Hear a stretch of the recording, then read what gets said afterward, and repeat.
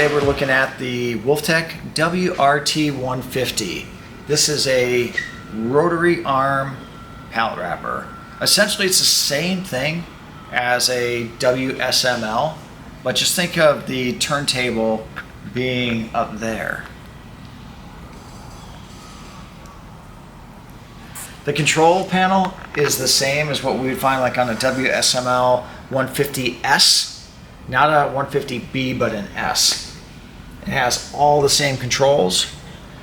Your turntable top and bottom wrap counts. In this case here, they're the rotary arm top wraps and bottom wraps. But everything is the same. We'll take a look inside the control cabinet and we'll see that this control cabinet, it's the same thing as what we're going to find inside of a WSML or a WSMH. You have your 3 Allen Bradley drives. They are currently using the PowerFlex 523 series. They used to be the PowerFlex 4, which are now obsolete.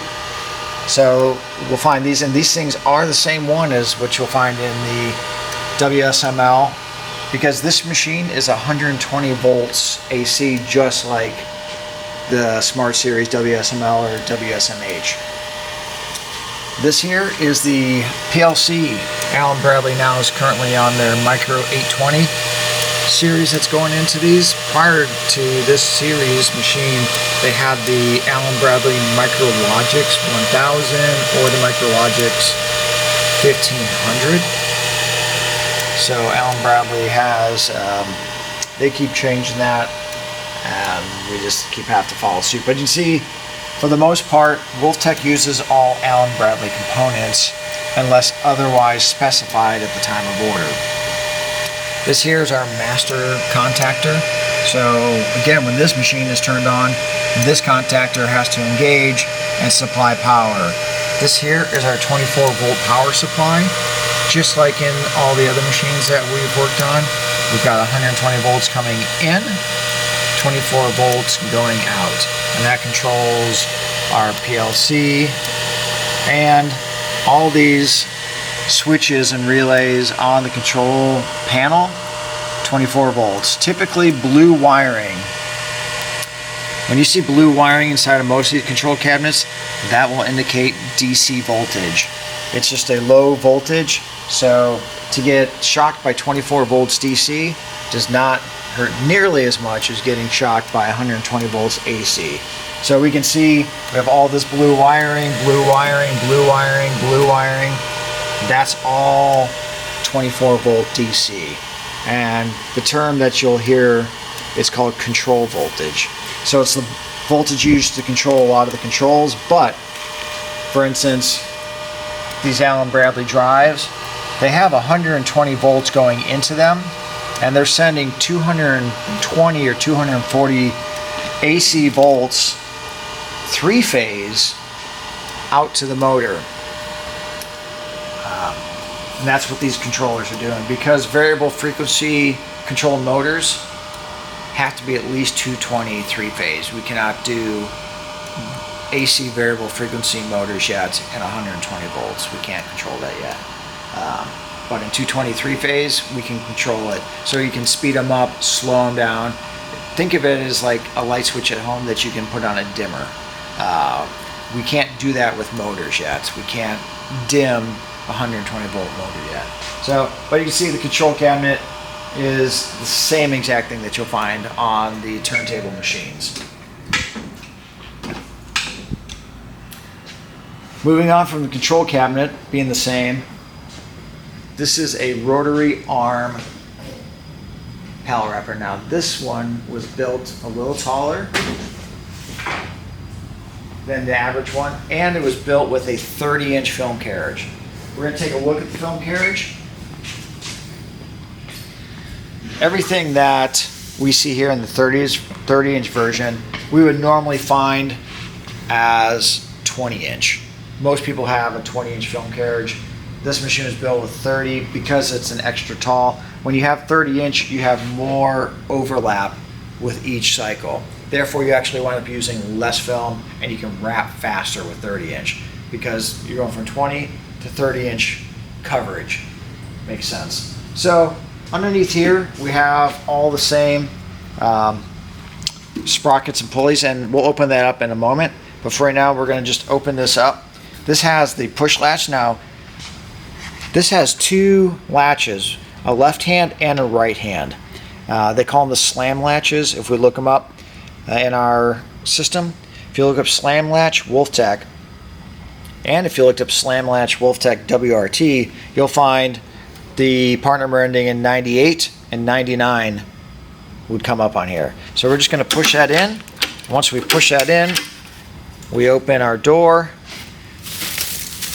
Now we have our two different diameter pre-stretch rollers, and then we have our idler rollers on the gate. Now this gate is what they call their spring-loaded rollers, and you can see down low and up high there's springs on these outer rollers, and you can see this makes these rollers adjustable. So when we close the door, these rollers press and wrap around these pre-stretch rollers, these rubber pre-stretch rollers, and I can kind of show you here as I close it. These rollers put pressure around and wrap tightly up against the pre-stretch rollers, just allowing the film to stay tight on those rubber rollers. Now, these rollers tend to get cut up a lot. What happens is film can get wrapped around these rollers, and operators will take a knife and cut them up. That's why we sell a fair amount of these rollers. All three of these rollers are not the same. These two are the same. This one is different. This one and this one are the same. These two are the same. This one here is the same as these three. So there's, excuse me, these three. There's three of these and two of these. So these are very common. Our shop makes these. We do have these rollers made by the same company that makes them from Wulftec. The same company that makes them for Wulftec makes them for Orion and makes them for Cousins, and I believe they even make it for Phoenix. They're all Canadian brands. So film threading on a Wulftec, very simple. You just pull your film through the gate, close the door. And then you can see inside those rollers push the film around. So you have approximately 50% of the rollers are coming in contact with that film. Like most film manufacturers and carriages, the film has to be arrows up. You can see that on the core. Very few manufacturers will tell you arrows down. It's because most of this stretch film is what they call, it's coated on one side. It has a cling on one side that's intended to stick to your pallet, your product. And you don't want that sticking on the outside, or vice versa on the inside, just depending on how the customer wants their film to attach to the load. So one side is normally stickier than the other, and that's why the arrow will tell you which way to feed it. Wulftec, I've never really seen it. They don't have diagrams of their film threading because they don't need it, because the door just opens up, you pull the film through. It literally says right on their carriages, no thread. And that is just really, it's more a safety issue than anything. That people aren't sticking their fingers inside of rollers that they can get their fingers caught and pinched. 20 years ago, nobody had doors like this. And people had to thread it through, and it was scary. And I know people that have their fingers caught in, and it's not a fun thing. Around here, we have, this is a safety hoop. This is a UHMW plastic. You can see it's very wiggly, and connected to a steel bar arm reflector. Now, I can see it. I don't know if the camera can pick it up. If the camera's kind of right above it, you might see the red glow. There it is. Well, if you look straight up, you'll find a photo sensor that is sending a signal down and reflecting off of that reflector.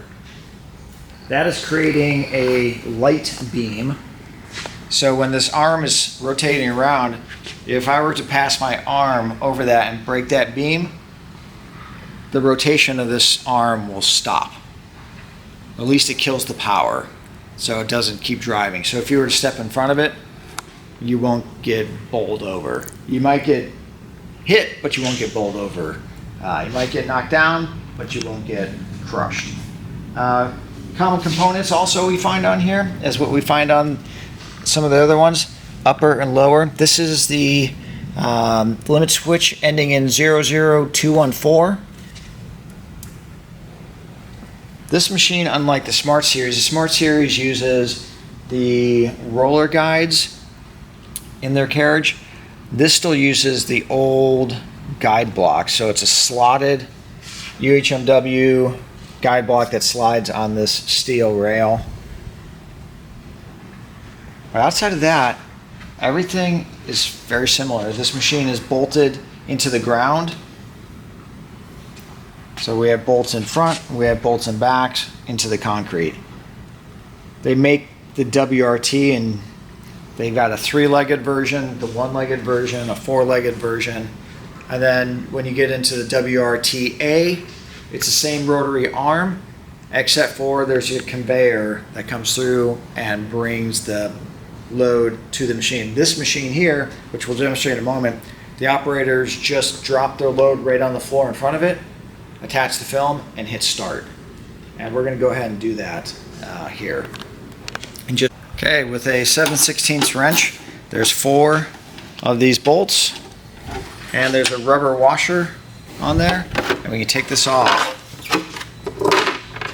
This is a standard pre-stretch carriage from Wulftec, and we'll go through some of these items here. This here is the proximity sensor that senses the dancer roller. When the dancer roller moves, hello, it's still alive. We're going to open this carriage up and kill the power. Okay.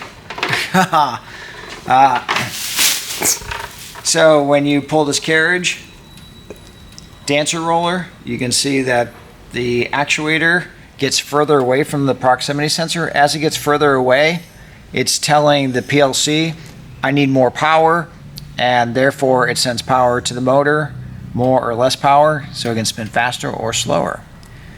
I believe this is the OECA P00423 proc sensor. This here is another proc sensor. This senses whether the carriage door is open or closed. When it's closed, we have power, and we can pull film through. This is the load height photo sensor. This is the current sensor, the 0ECA P00717. And then we've got 2 timing belts in here. The first timing belt, this is the one coming off the motor, going around the big pulley. And that's the only one it does. The second one connects the big pulley, which is pre-stretch roller number 1, to pre-stretch roller number 2. And you can see this one's smaller, this one's bigger. This is how we get this roller's turning slower, this one's turning faster. The film's coming from this direction through the roller, which is turning slower, to the other roller, which is turning faster, and that's how it stretches it. So you have one roller moving slow, this one's moving faster and pulling it at a faster rate than the first roller, and that's how we get our pre-stretch. And we can change our ratios by changing particularly this pulley. When we change it, we can change whether we go bigger or smaller. We'll change the ratio of stretch. And this one, for the most part, stays the same for most of it. When we get into some higher pre-stretch percentages, this one does have to get changed. This is our tensioner. We've got 2 tensioners for this belt. You can see it's pretty tight, and that's just done by this here. We've got this tensioner down here, which is tightening the main timing belt. These two timing belts, I believe these are the 0MCHN 00046 and 57. These are the standard timing belts that we sell a lot of. They just wear out over time, but they're quiet and they require no lubrication. That's why Wulftec uses timing belts versus chain and sprocket. Chain and sprocket requires that you put grease on them, oil on them, and then you have to keep tensioning them over time, and they start eating away at the teeth of the sprockets. This is much quieter, requires no lubrication. You do have to tension them over time. Most people don't, and that's why they need to be replaced. As they start stretching out, then the teeth start missing on the pulleys, and the teeth just wind up wearing out, and it starts slipping. That's why they have to be replaced. This here is a torsion spring, and there's a left-handed version and a right-handed version, and we sell a fair amount of these. I don't know the part number, but I know you'll recognize that when you quote it next time. We'll go ahead and we'll do a practice run on the rotary arm so you can see it. We'll actually wrap a wrapper. Just secure the film to the load.